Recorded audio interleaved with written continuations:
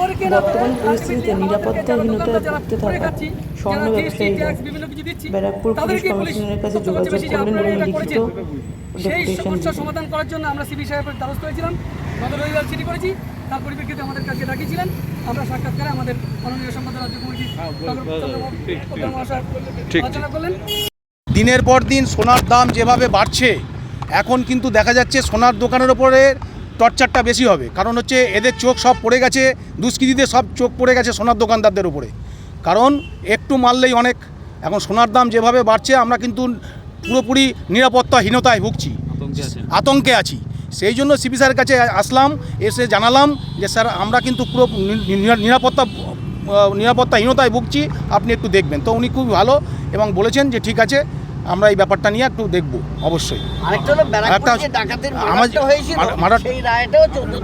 14-15 তারিখ এই আমাদের যে ব্যারাকপুরে যে নৃশংস হত্যা হলো, যে মার্ডারটা হলো, তার রায়টা বেরিয়ে যাচ্ছে মোটামুটি। উনি বললেন 15-16 তারিখ নাগাদ, 15ই আগস্ট কি 16 আগস্টের নাগাদ, হ্যাঁ ওটা মোটামুটি রায়টা পেয়ে যাব আমরা। আমার নাম সুশান্ত সরকার, ব্যারাকপুর পলতা সদরবাজার কমিটির সম্পাদক বঙ্গীয় স্বর্ণশিল্পী সমিতির।